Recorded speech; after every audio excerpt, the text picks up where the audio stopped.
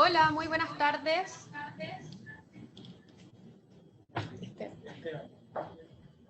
Vamos a comenzar una nueva jornada de capacitaciones. Queremos agradecerles por su entusiasmo y convocatoria, como todos los días, por estar conectados en estas jornadas que organiza la SOLCIMI en conjunto con el Ministerio de Salud a través del Hospital Digital. Hoy día tenemos al doctor Rodrigo Cornejo, quien es médico intensivista, profesor de la Universidad de Chile y además jefe de la unidad de paciente crítico del Hospital Clínico de la Universidad de Chile, y nos va a presentar el tema fundamento y manejo de la posición. Además, les contamos que el doctor está de cumpleaños, así que está haciendo sus labores, incluso desde acá, ayudándonos en las capacitaciones, así que agradecemos enormemente tenerlo acá hoy en día con nosotros para formar a la mayoría de los profesionales de la salud que se está conectando a través de esta jornada. Así que lo dejamos.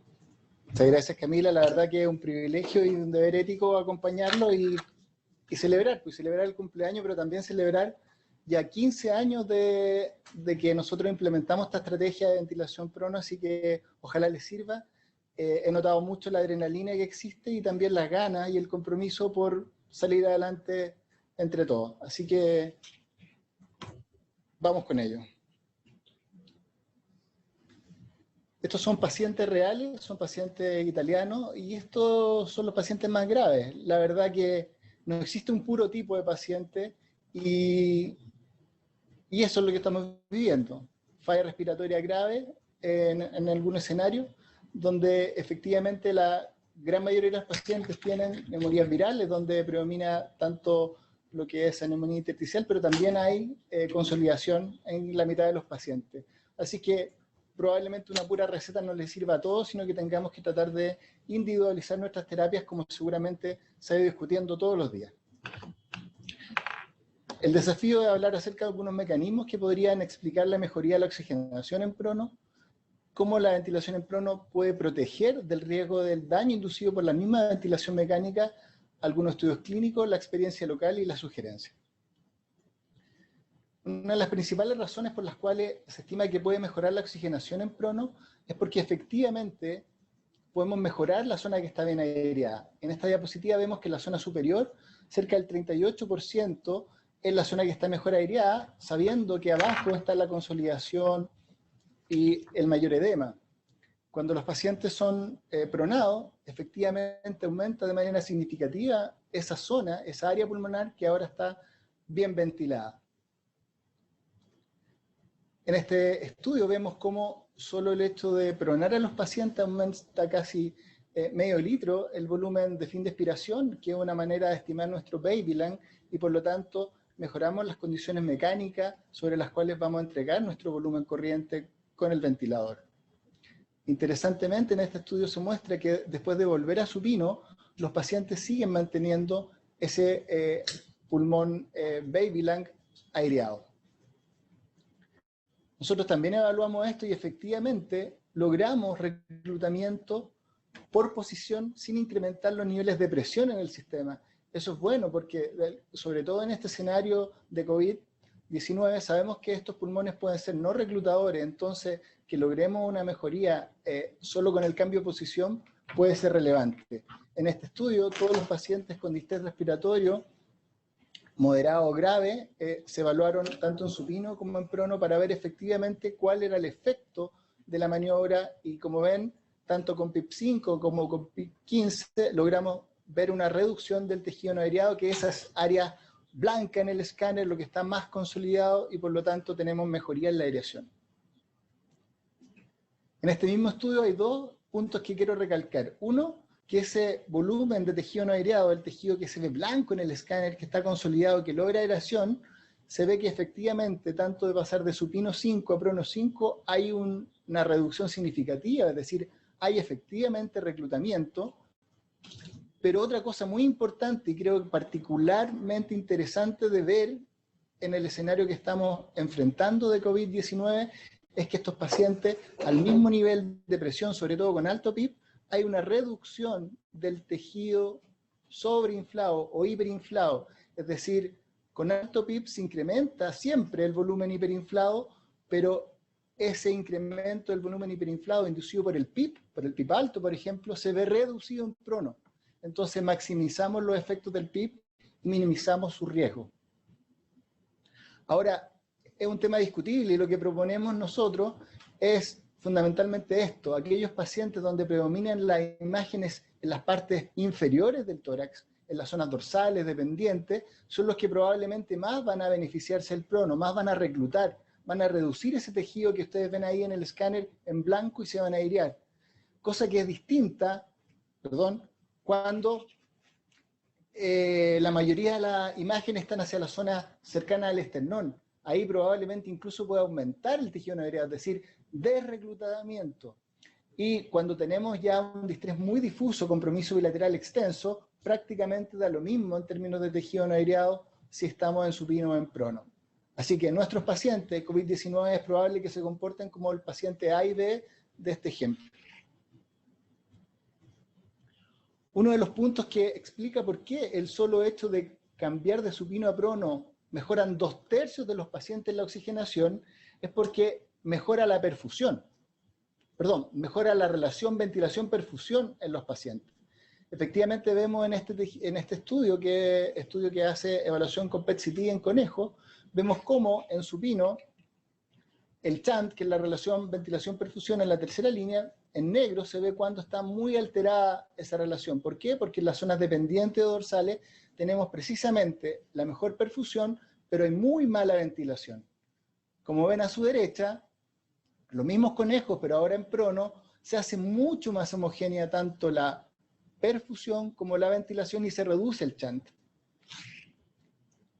¿Y por qué pasa esto? Esto es antiguo y tiene que ver con que la cantidad de flujo, el porcentaje de flujo, siempre es mejor en la zona dorsal, cerca de la columna, independiente de que estemos en supino o en prono. Si se fijan, sea la zona dependiente en supino o sea la zona no dependiente en prono, el porcentaje de flujo que recibe la zona dorsal es la mejor. Por lo tanto, si pronamos a los pacientes, mejoramos su ventilación, pero a la vez mantenemos una buena perfusión de esa misma zona y por lo tanto la relación ventilación-perfusión mejora. Y esta es la verdadera razón de por qué la gran mayoría de los pacientes, cuando se pronan, mejoran su oxigenación. Y esto tiene una razón ontológica y anatómica, tiene que ver con que la densidad capilar es mucho mayor en las zonas dorsales, como ven acá, y por lo tanto hay más flujo también en esa zona. Ahora, ¿por qué la ventilación en prono podría atenuar el bili? Es decir, disminuir o proteger el riesgo de mantener a los pacientes en ventilación mecánica.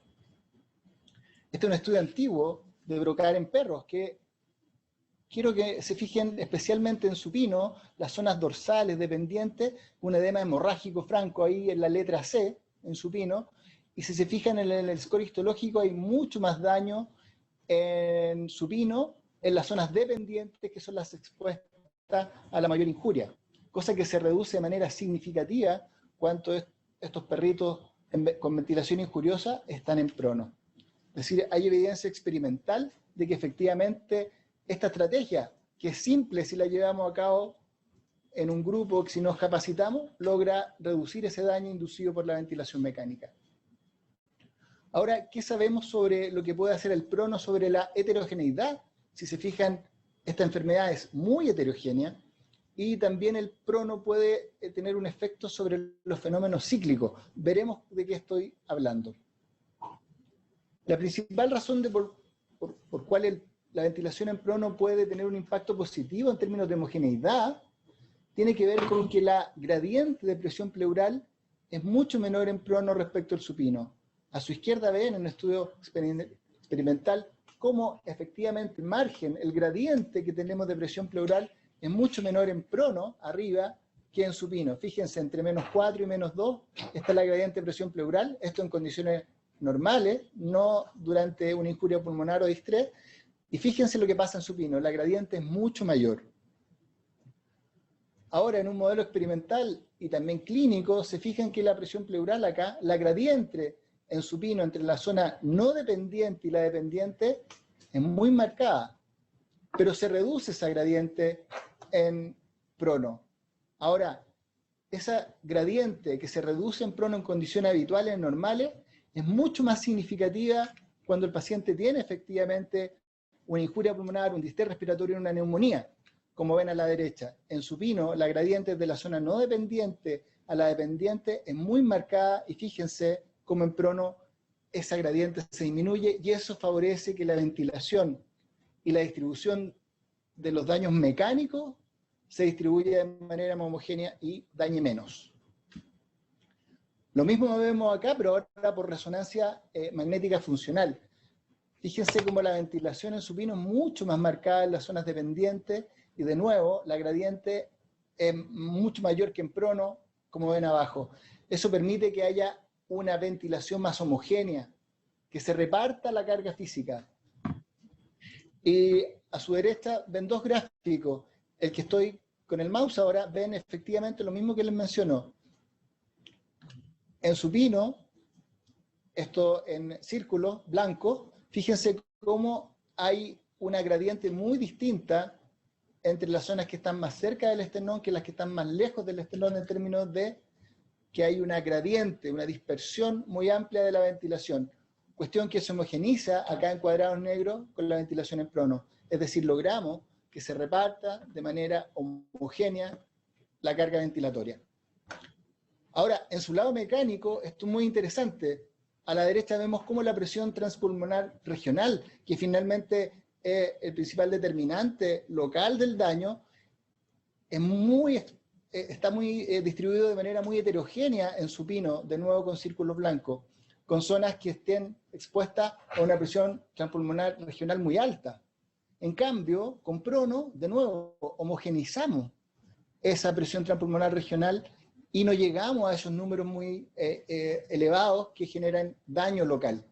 Como sabemos, la ventilación mecánica, más que generar un daño difuso, tiene que ver con daño en zonas regionales. Y efectivamente, en aquellas que están más expuestas a esta ventilación son las que se dañarán. Así que logramos ventilación más homogénea y hacemos que la distribución de las presiones, de la presión transpulmonar regional, también sea más homogénea y de menor cuantía, reduciendo el riesgo entonces de estrés físico.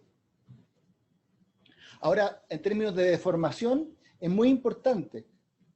A la izquierda ven un gráfico donde vemos la deformación en porcentaje o strain, mientras los pacientes están sometidos, estos son cerdos, un estudio experimental, con ventilación en volumen control, en supino y en prono. Miremos primero qué es lo que pasa en supino. Perdón, comparemos por favor solo la línea roja, la global, de lo que pasa en supino y prono. Como ven, son prácticamente idénticas, es decir, el promedio, algo que conocemos muy bien de otras aristas, el promedio no representa lo que sucede en la zona. Fíjense que en supino el promedio es muy parecido al de prono, pero miren la dispersión entre la deformación que existe entre las zonas dependientes y la no dependiente. Es muy marcada. En cambio en prono, si bien mantiene un promedio similar al supino, la gradiente o la dispersión entre lo que está pasando entre deformación en las zonas dependientes y la no dependiente se hace mucho más homogénea.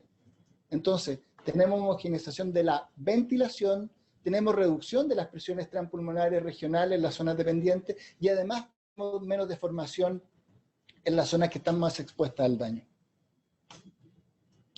Este también es un estudio experimental que es muy interesante porque nos dice qué pasa cuando mantenemos un protocolo de ventilación aparentemente protectora por 24 horas y comparamos lo que sucede en supino versus prono. A su izquierda, algo que quizá va a ser más difícil de digerir en una primera mirada, tiene que ver con este mismo concepto de deformación, pero en términos normalizados. Lo que quiero decirles simplemente que las zonas dependientes están más expuestas a deformación, lo mismo que veíamos delante en supino, y esa deformación se reduce en prono. Ahora, a la derecha, ¿qué es el concepto que hay que retener? En amarillo vemos cómo se genera inflamación.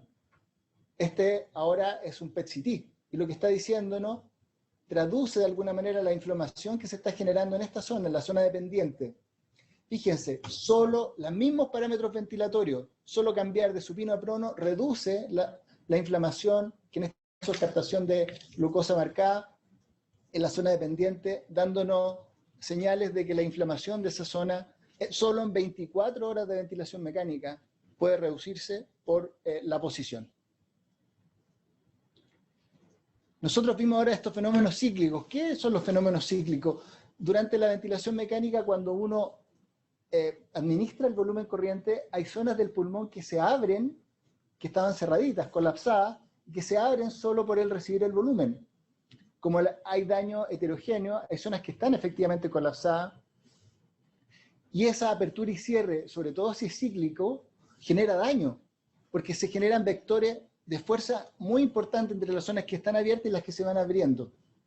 Ahora, lo que vemos en esta población global es que efectivamente el prono con PIB más alto logra reducir ese reclutamiento en términos porcentuales, es decir, las unidades que están sometidas a apertura y cierre en cada ciclo respiratorio se reducen.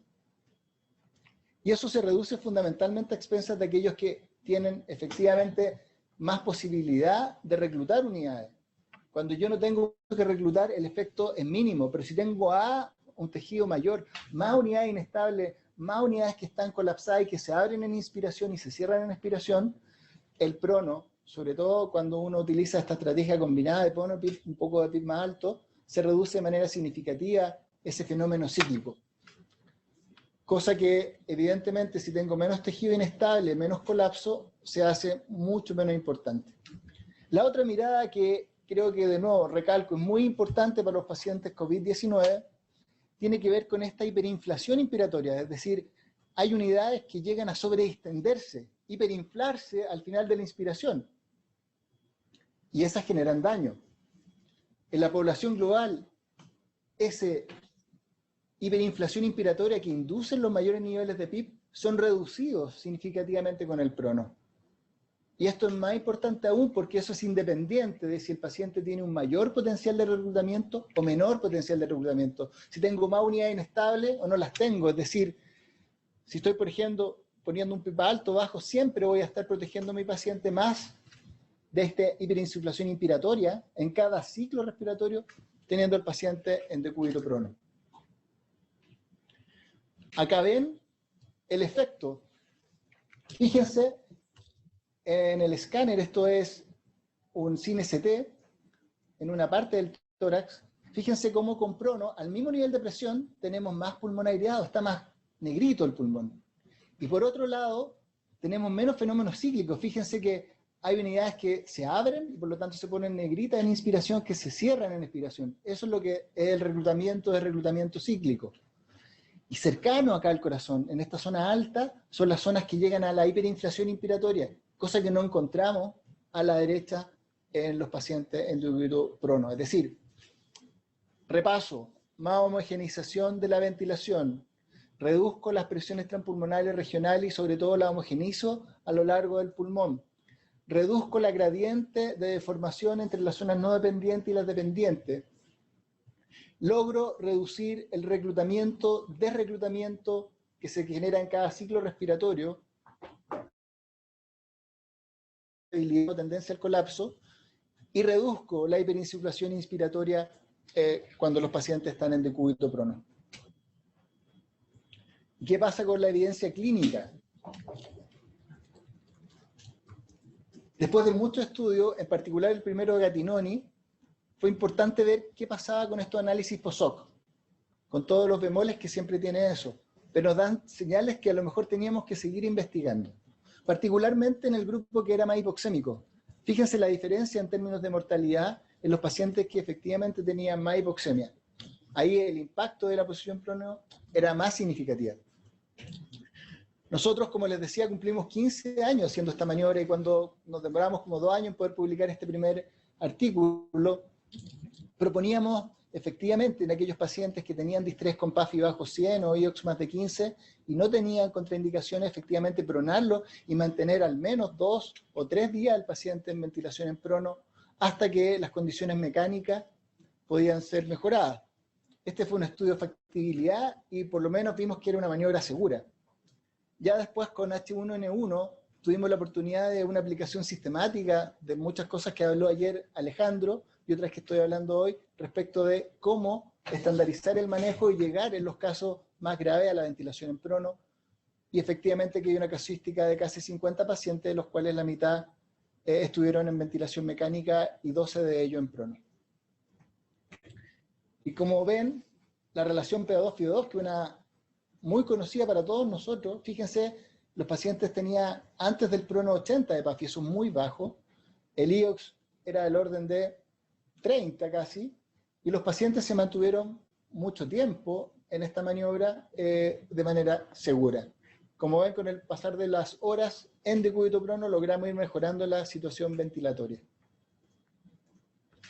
Ahora a esta altura, en ese mismo periodo, después de metaanálisis vimos que efectivamente había un subgrupo que lograba evidenciar que su desenlace mayor, que la mortalidad se veía beneficiada con el prono. No así cuando la oxigenación era mejor, es decir, si lográbamos identificar mejor los pacientes, podíamos eventualmente impactar su desenlace. Y claro, cuando veíamos los eventos adversos, en este metaanálisis veíamos que efectivamente había más riesgo de úlceras por presión en la zona no habituada en nuestra UCI a estar, porque están boca abajo, y también estaba el riesgo de obstrucción del tubo orotraqueal con la maniobra, pero sin desplazamiento o pérdida de la vía aérea. Esto lo revisaremos, ustedes lo pueden en el video, pero también en el checklist de cómo poder reducir estos riesgos, y ahí tanto la mirada desde enfermería como de kinesiología son fundamentales antes, durante y después de la maniobra de pronación. Así que tendrán disponible, ya han visto el video y están por subirse las guías. Arriba ven que si bien hay más efecto adverso en términos de úlceras por presión, hay una reducción o está al límite de la significancia el riesgo de neumonía asociada a la mecánica, que es un gran temor cuando están los pacientes ventilados por largo tiempo. Y claro, porque el clima de secreciones mejora mucho cuando están boca abajo. Y llegó por fin este estudio que esperábamos, que era un estudio bien diseñado, que enfocaba al paciente en la etapa precoz, menos 72 horas en ventilación, muchos pacientes, relación PO2-FiO2 más baja, es decir, efectivamente el grupo de más riesgo, y para los franceses, tener un PIB más de 5 y FiO2 más de 60% con relación PO2-FiO2 bajo 150, eran los pacientes que podían entrar al estudio. Y cuánto una ventilación en prono más prolongada, no servían 7 horas, casi todo el día en prono, y es importante verlo, porque si bien en promedio fueron 16 horas, también tenían hasta 5 ciclos en ventilación en prono, es decir, varios días consecutivos. Y como ven a su derecha en el gráfico, efectivamente un impacto significativo en términos de sobrevida. Fíjense la diferencia marcada de cómo la ventilación en prono mejoró este desenlace. Ahora, como en todo, hay contraindicaciones, algunas relativas y otras absolutas. Por supuesto que un paciente con hipertensión endocraniana o con mucha hipertensión intraabdominal, que tenga lesiones inestables en la médula, una cirugía abdominal o torácica reciente, siempre eso ya es más discutible, lo podemos revisar en la discusión. Si tiene un tórax abierto, tórax volante, o definitivamente la incapacidad para tolerar esta posición, por supuesto que están dentro de las contraindicaciones. Antes tenía en esta figura la inestabilidad hemodinámica, pero ahora que el mundo de la hemodinámica se ha metido en el prono, hemos visto cómo efectivamente puede tener un efecto no solo neutro, o sea, no adverso, incluso no neutro, sino que favorable en términos hemodinámicos. ¿Por qué? Porque la mejoría de la hipoxemia y el reclutamiento, ¿qué es lo que hace? La hipoxemia hace que haya más vasoconstricción hipóxica. Si yo mejoro la oxigenación, disminuye eso. Por lo tanto, mejora la oxigenación. Mejora la resistencia vascular pulmonar. Por otro lado, si hay reclutamiento, desplazamos esta famosa curva que conocemos de Nu entre lo que es resistencia vascular pulmonar y aireación. ¿Por qué? Porque mejora el reclutamiento, mejora la unidad alveolar abierta. Y por supuesto que si disminuye la resistencia vascular pulmonar, disminuimos la coscarga del ventrículo derecho, que estos pacientes pueden estar expuestos, sobre todo si se están usando mayores niveles de PIB, que en este gráfico no aparece. Y otra, adicionalmente, si logramos reclutar y barrer más CO2, la hipercarbia que se deriva de esa estrategia también se ve reducida con el prono, es decir, tenemos una estrategia muy protectora del VD en términos de poscarga. Por otro lado, si efectivamente los pacientes aumentan algo la hipertensión intraabdominal, mejora el retorno venoso, y eso también puede hacer reclutar capilares pulmonares y también llevar a una reducción de la resistencia vascular pulmonar, y también mejorar la precarga del ventrículo derecho. Y con eso, secundariamente, mejorar la precarga del ventrículo izquierdo. Y si tenemos una situación de precarga conservada, tenemos que ver, ¿está conservada o no? Si no lo está, la verdad que no cambia el gasto cardíaco, pero seguimos protegiendo el ventrículo derecho. En cambio, si está preservada la precarga, entonces ahí mejoramos incluso el gasto cardíaco global. Pacientes que están inestables, que están sufriendo su ventrículo derecho, lo protegemos y eventualmente podemos mejorar su condición sistémica en términos de ventrículo izquierdo si tenemos reserva precaria. Una nota adicional es que incluso ahora, hace poco, hay grupos que han implementado esta estrategia incluso antes de la ventilación mecánica, conectado a un respirador e intubado. Fíjense en este trabajo chino, una experiencia reciente con COVID-19, con todo este argumento fisiopatológico, los pacientes son evaluados en un triage inicial y se les hace un desafío haciendo ventilación en decúbito prono. Esta no es la única vez que se publican alternativas de ventilación en prono con internidad de la vía aérea, o sea, no intubado, sino que también hay estudios con cánula nasal y ventilación no invasiva. Así que eso hay que tenerlo presente, no es el objetivo primario de la presentación, pero para que veamos que el efecto empieza a expandirse en otro escenario. Yo por ahora no le sugeriría esto, pero sí todo lo anterior. Entonces, para recapitular y ir resumiendo, el intercambio gaseoso mejora en prono si tenemos una masa de pulmón no dependiente que aumenta, es decir, si hay reclutamiento, si tenemos más tejido aireado, si hay una distribución más homogénea de la inflación o la ventilación, como efectivamente vimos, por ejemplo, con resonancia magnética funcional y otras. Y sobre todo esto, si mejora la ventilación de zonas que mantienen buena perfusión, que son las zonas dorsales o dependientes, porque ahí se reduce este mismatch entre ventilación y perfusión, o sea, se reduce el chant. En comparación con el supino puede efectivamente proteger el prono durante la ventilación mecánica porque se reduce, o sea, hace más homogénea la distribución de las presiones transpulmonar y por lo tanto se reduce el estrés regional y también esta deformación, el strain regional en los pacientes con disnea respiratoria o neumonía grave por COVID. También es importante considerar que si logramos reclutamiento sin generar mayor sobredistensión a un mismo nivel de PIB, estamos ganando porque la distribución del volumen va a ser una mayor superficie y por lo tanto el daño mecánico siempre va a ser menor. Y efectivamente, esta ventilación en prono puede además favorecer estos fenómenos cíclicos, tanto esta apertura y cierre cíclico en cada ciclo respiratorio, como esas otras unidades que están sometidas a sobredistensión durante cada inspiración. Desde una perspectiva clínica, entonces, es un procedimiento factible, seguro y de bajo costo, lo podemos implementar de Arica a Punta Arenas, hay que capacitarse como lo están haciendo ahora. Es fundamental entrenarse porque eso reduce el riesgo, hay que simular, hay que ver a algunos de ustedes partir con modelos de ustedes mismos, darse para ver efectivamente cuáles son los cuellos de botella, dónde están las dificultades.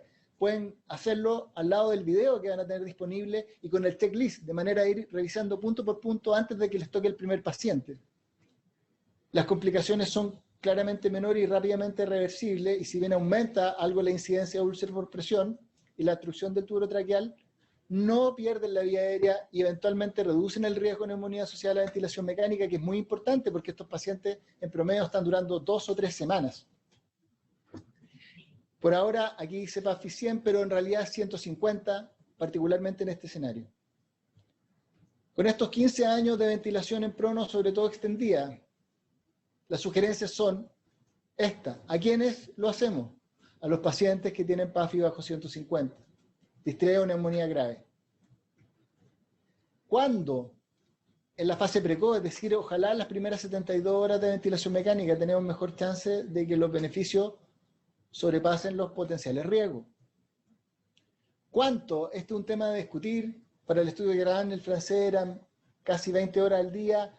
Nosotros sugerimos, dado toda la logística que significa la pronación y la vuelta a supino, prolongar esto, porque sabemos que estos pacientes van a estar harto tiempo en ventilación mecánica. Cada vez que damos vuelta al paciente, sea para pronarlo o volverlo a supino, hay riesgo adicional de retiro incidental de catéteres, de retiro incidental del tubo traqueal, de perder alguna infusión importante. Así que consideremos la extensión. Y finalmente, esto de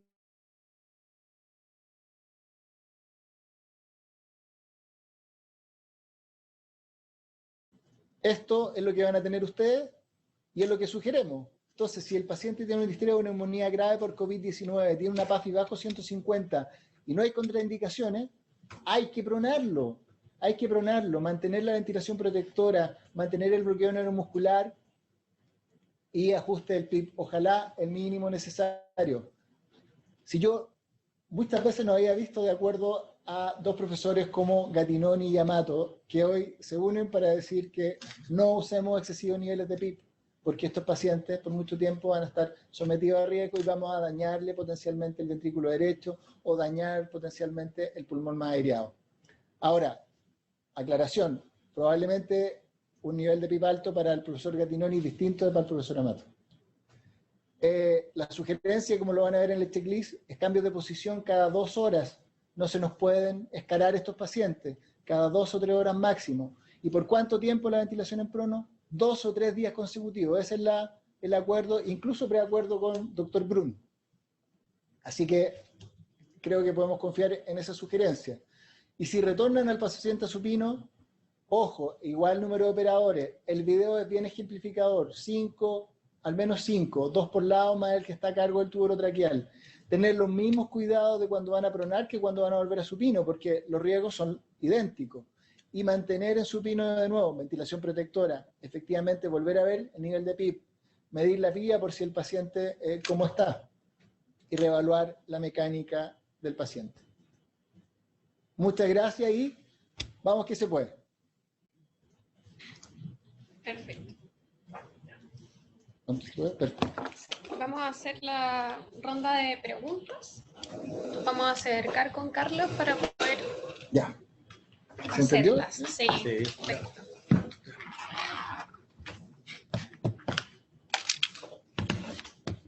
Varias de las preguntas tienen relación con las contraindicaciones, si las puede recalcar, al realizar, a qué pacientes le hacemos el prono, cuáles no, si las podemos repetir. Bueno,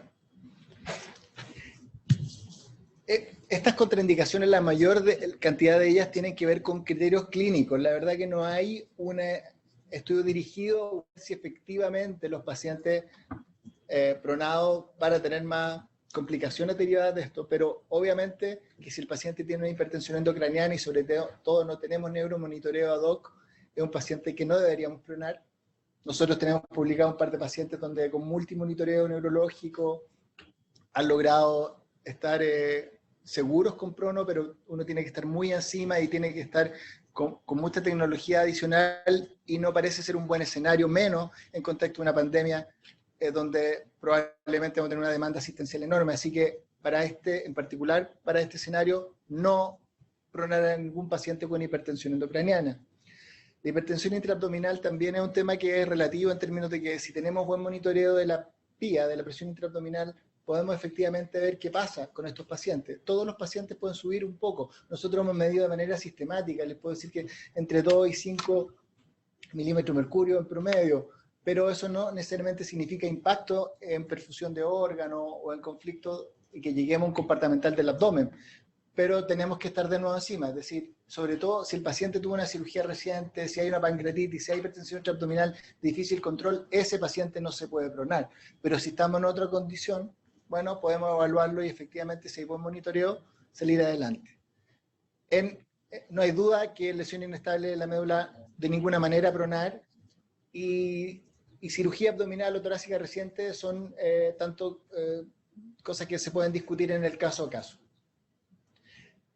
El shock no debería ser una contraindicación. Nosotros en nuestra historia de 15 años en prono hemos puesto evaluación de transesofágica de la función ventricular, catéter de arteria pulmonar instalado en posición prono y etcétera, y la verdad que sistemáticamente hemos encontrado que los pacientes no se perjudican con el prono y al revés, como Tebull y otros estudios franceses muestran, la gran mayoría se puede beneficiar.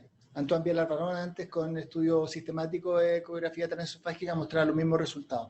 Así que seguridad de la hemodinamia, por supuesto que eso no significa que si perdemos la línea que lleva la norepinefrina, perdemos el paciente. Entonces, mucha seguridad de enfermería sabe muy bien esto, yo perdónenme que lo insista, pero poner refuerzo en todas las líneas venosas centrales o en la monitorización de la línea arterial para efectivamente que sea una maniobra de bajo riesgo. Así que la sugerencia, ayer, simular y luego partir con los pacientes. Perfecto. Se preguntó bastante con respecto al menisco kinésico. ¿Se debe continuar con las KTRs en el prono? ¿Cuáles? Bueno, va a depender de cada paciente, me imagino, pero ¿cuál es la secuencia que se debe hacer estas KTR? ¿Alguna contraindicación? Perfecto. Como he tratado de recalcar, y discúlpeme si no ha sido lo suficientemente enfático, esta es una estrategia de grupo. Aquí todos cumplimos un rol distinto y todos son importantes, y si queremos que no haya en esos riesgos de que se obstruya el tubo orotraqueal, por ejemplo, durante la maniobra, es fundamental una kinesiología respiratoria antes del prono.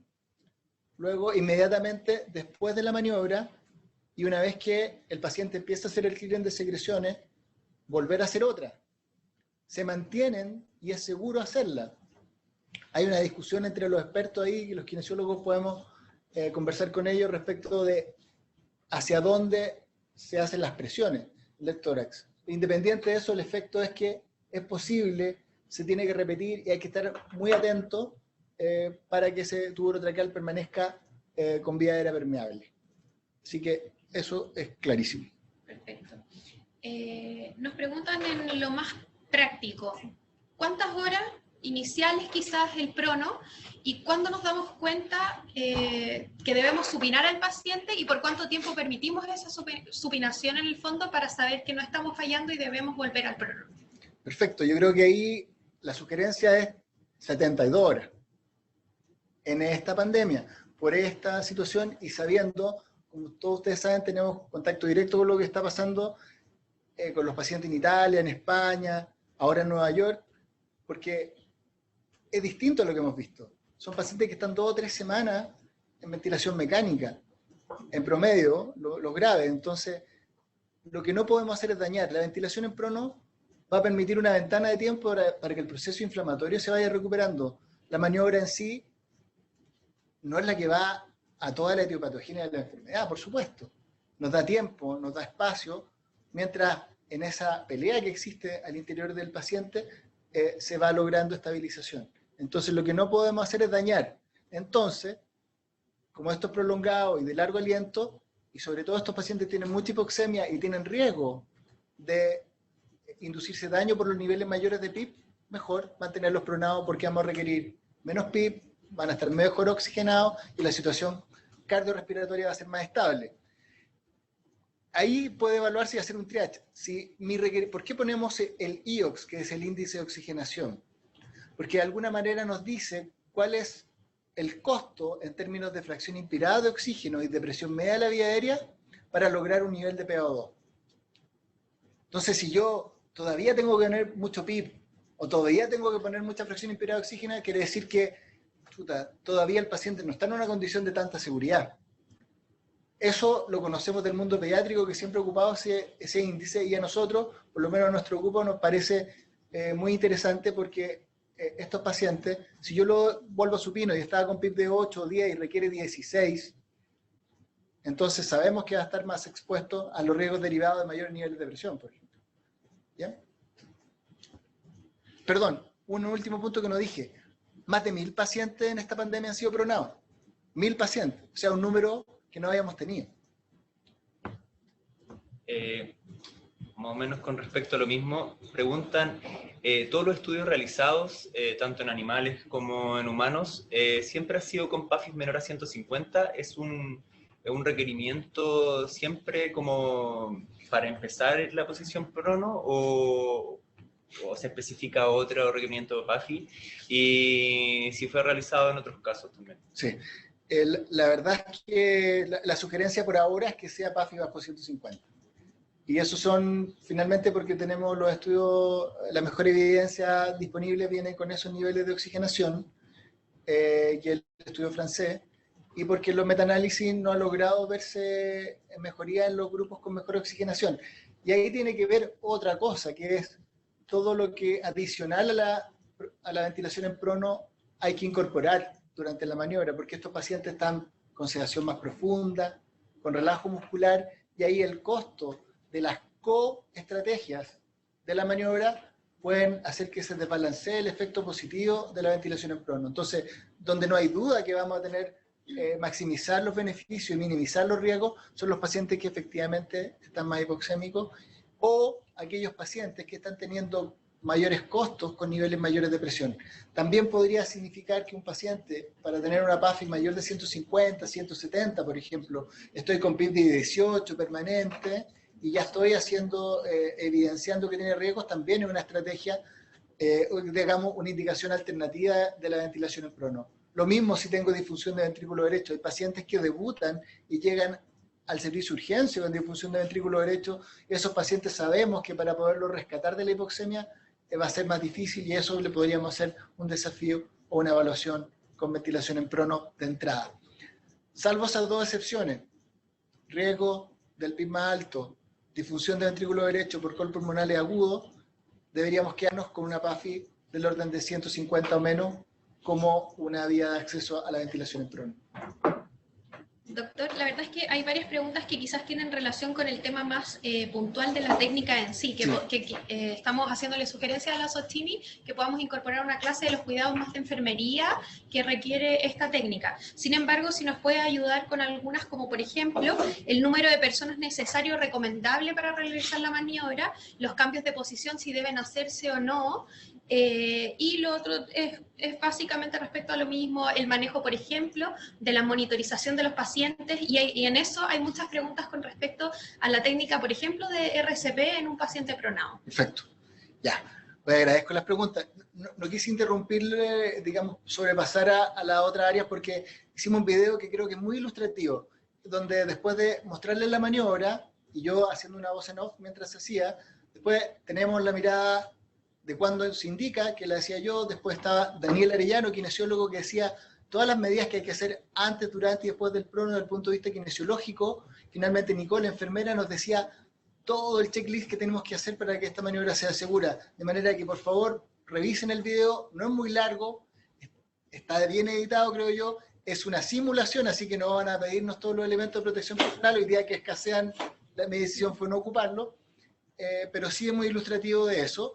Y esto se suma un checklist, 3 páginas, donde está, cumple este requisito, sí. Y ahí tiene que ver, y por eso es importante todos esos detalles. Hay que aspirar la sonda nasogástrica, hay que aspirar la zona subglótica del tubo, hay que hacer esa quinesioterapia respiratoria, hay que fijar todos los puntos de los catéteres, la línea arterial, todo el monitoreo.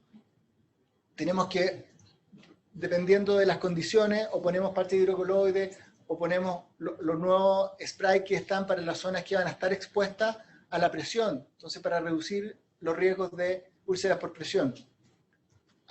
Clampeamos la sonda Foley, hacemos lubricación ocular. O sea, hay una serie de detalles que, si ven en el 1-1 son simples, son fundamentales, porque de eso depende cómo nos va a ir con la maniobra digamos, en globo. Una vez que, ¿cuántos operadores? También lo mostramos. Son 5 en total. Uno que se encarga del tubo traqueal, que es el que comanda la maniobra. ¿Por qué? Porque tiene el tubo. Y él nos dice los pasos, y como verán, se hace idealmente en 2 tandas. Una que se mantiene el decúbito supino, pero se corre a un costado de la cama. Revisamos que nos dé el largo de todas las bajadas.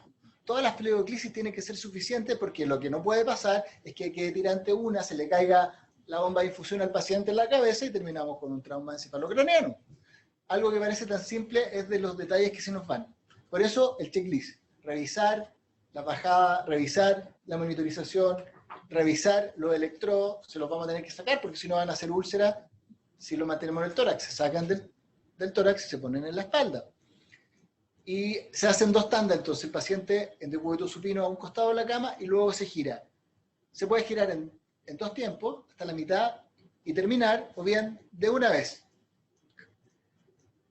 Cuando se hacen encuestas cómo duerme la gente, casi 2/3 duermen prono.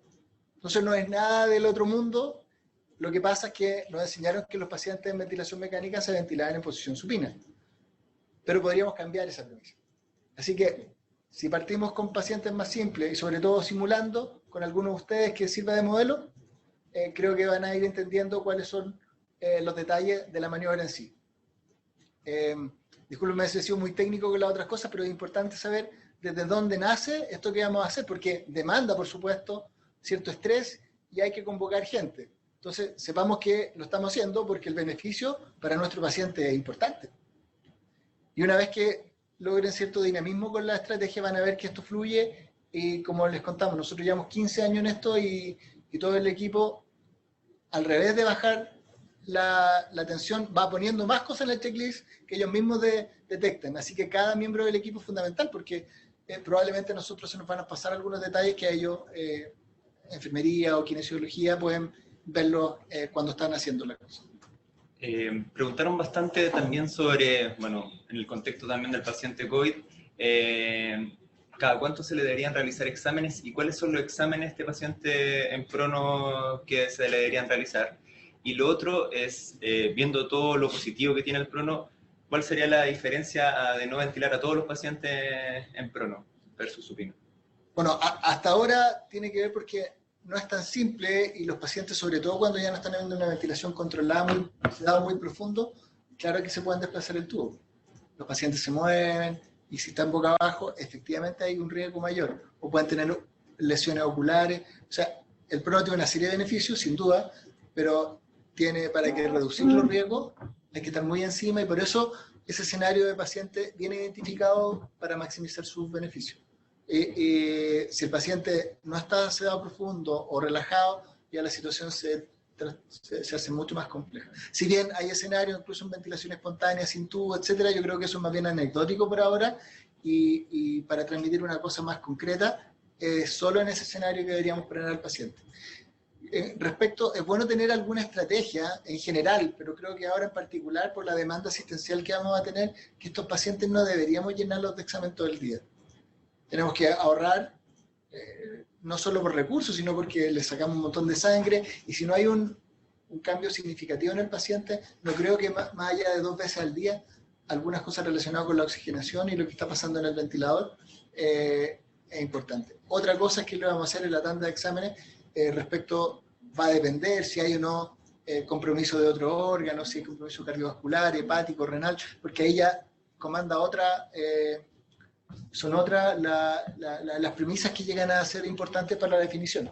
Pero en el promedio, si solo falla respiratoria, daño monoorgánico, solo el pulmón, teniendo la oximetría de pulso, si tenemos cardiografía incluso menos, podría aliviarse mucho la carga en estos pacientes y por lo tanto 1 o 2 veces al día casi sería suficiente si tenemos uso complementario. Entonces todo va a depender de qué disponemos.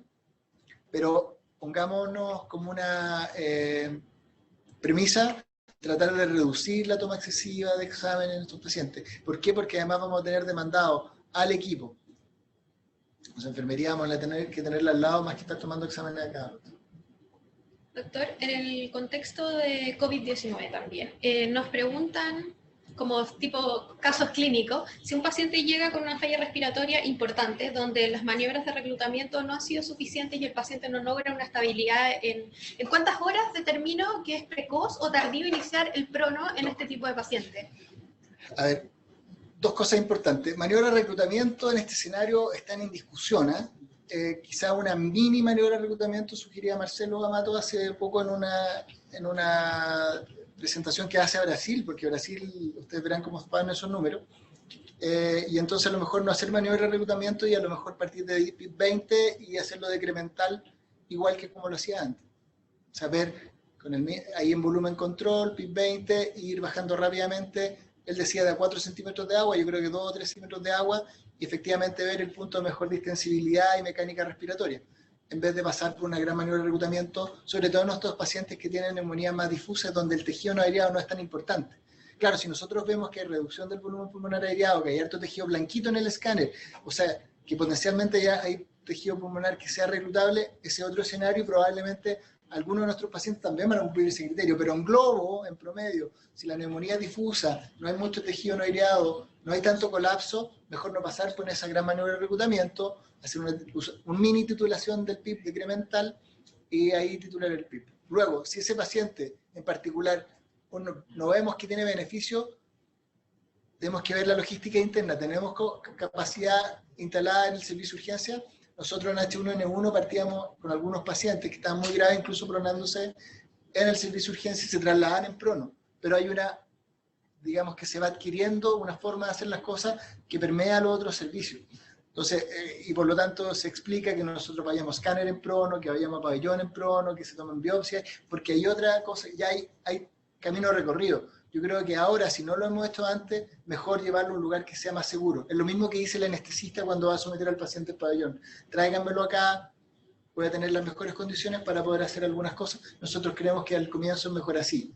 Ahora, si están capacitados, si están viendo estas charlas, si van a hacer simulación y tienen posibilidad de hacer ventilación mecánica pesada, con ventiladores pesados en la urgencia, bueno, efectivamente podrían algunos pacientes, mientras se hace el cupo en la UCI, ser pronados en el servicio de urgencia. Antes que haga la disfunción ventricular derecha aguda grave, o antes que terminemos con una hipoxemia muy marcada que no logramos sostener, y donde empieza ya a haber un deterioro en otros sistemas producto de esta hipoxemia. Recordar que los niveles de saturación deben estar ojalá más de 90% y menos de 98% en saturometría. Menos de 90 riesgo incluso isquemia intestinal, por ahí New England si revisamos, y cuando tenemos hiperoxia también generamos más daño, probablemente por esteroxidativa. Si bien hay un artículo reciente que lo discute, creo que nosotros deberíamos utilizar la menos cantidad de oxígeno posible para saturar ojalá entre 92 y 95%. Doctor, también se ha consultado, ayer también se le preguntó al doctor, con respecto al ECMO. No hay mucho estudio al respecto en estos pacientes de ECMO, pero ¿en qué condiciones, qué PAFI usted recomendaría o realmente no está recomendado la conexión a ECMO? Yo creo que ahí tenemos una tarea pendiente de llevarles la versión 2.0 de las primeras guías, porque al comienzo nuestro consenso respecto a ECMO de la Suchini apoyó y sirvió harto en el país, particularmente para los pacientes con ANTA y también los pacientes con distrés grave. En un escenario de pandemia y en un escenario donde la situación probablemente empieza a tener una gran demanda, ECMO requiere personal único y también hay varias definiciones. Yo me acuerdo porque participaba en una comisión, entonces llamaban por teléfono, a uno le decían siempre cuando el paciente no cumplía los criterios, el que llamaban era el que estaba como por fuera. Porque a lo mejor la edad no era un criterio en sí mismo, porque a lo mejor el quemo, comorbilidad, todo eso creo que tiene que quedar un poquito más sentado en las sugerencias que vamos a hacer ahora. En principio, PAFI bajo 60, por alrededor de 2 a 4 horas, en que no logramos mejorarla durante el prono y con ajuste de PIB, quizá podría ser una cosa que tener en mente. El grupo Barcelona y el grupo italiano han desarrollado algunas sugerencias, pero son particulares, y uno cuando ve estas sugerencias en medio de una contienda de salud pública, en donde están todos desesperados, lo mismo que pasa con los fármacos. Uno ve que tenemos poca evidencia o de buena calidad de evidencia para algunos tratamientos, pero uno se pone en el lugar de quienes han tomado esa decisión y son otros los determinantes. Ahí muchas veces no tenemos espacio. Nosotros sí podemos discutir si nos parece bien o mal, pero si tuviéramos 1000 pacientes ventilados, creo que es otra cosa. Uno tiene que ser en ese sentido empático y asertivo, cosa que nos cuesta. Así que no hemos podido capacitar, tenemos un montón de literatura, hemos tenido el acceso muy generoso de muchos de los colegas a ver el tipo de gravedad, de presentación, entonces tenemos mejores herramientas para enfrentar esto. Así que creo que esa es la sugerencia, ser cauto y utilizarlo en estos escenarios. Perfecto. Para ir cerrando, ¿cuándo considerarías supinar al paciente y en cuánto tiempo esperar el deterioro o el éxito de la terapia finalmente? Sí, nosotros lo que hacemos habitualmente a las 2 horas del paciente vuelto a supino, ver todo lo que es mecánica respiratoria, ver qué nivel de PIB tiene y qué niveles de índice de oxigenación tiene. Si en esas 2 horas el paciente efectivamente pierde mucho y de oxigenación y el costo de mantener la oxigenación es subir mucho el nivel de PIB, por ejemplo, o bien empiezan a deteriorarse los parámetros de seguridad en términos de presión de distensión o driving pressure, aumenta la presión plató o meseta, entonces ahí yo creo que es un warning, decirnos mejor volver a prono y mantenemos al paciente en prono. ¿Qué hacemos nosotros? Vemos si el IOX es menor o igual a 10. ¿Por qué? Porque eso IOC nos dice más o menos cuánto requiere. Eso quiere decir que va a requerir entre 10 y menos de PIB para tener una buena oxigenación y una FiO2 bajo 60 seguro. Entonces, ni la FiO2 ni el PIB son muy altos, probablemente estamos en un territorio seguro, mantengamos.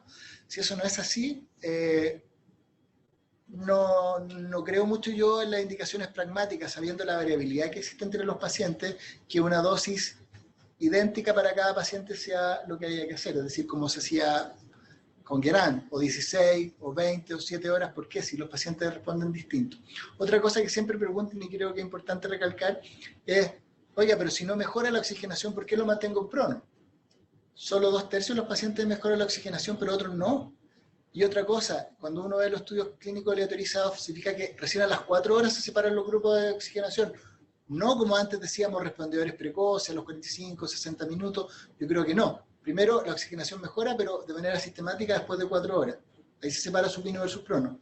Y lo segundo, que si no mejora, de todas maneras está la vertiente de seguridad, en términos de reducir los riesgos de la ventilación mecánica. De nuevo, esta estrategia es para proteger.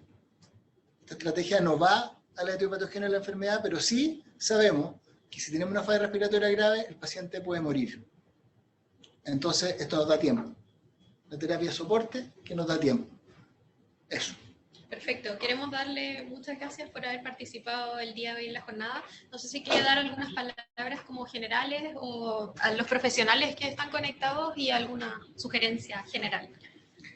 Sí, oye, qué mejor regalo que transmitirle un abrazo a todos ustedes y de fuerza. Creo que lo notaba por los distintos chats, que hay mucho compromiso, que todos están ahí, todas y todos, con las botas puestas y esperando de cómo ayudar.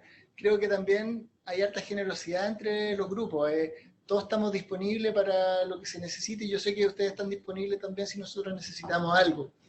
Creo que también felicitar la iniciativa de apoyo desde la SOSTIMI y la oportunidad que da el MinSal de poder llegar a ustedes, porque efectivamente esto lo hemos ido pensando y estamos, al igual que todos, preocupados, pero con este tipo de herramientas, algunas más simples que otras, podemos ayudar e impactar en nuestros pacientes, que es lo que le importa a todos ustedes. Así que un abrazo y que nos vaya lo mejor posible.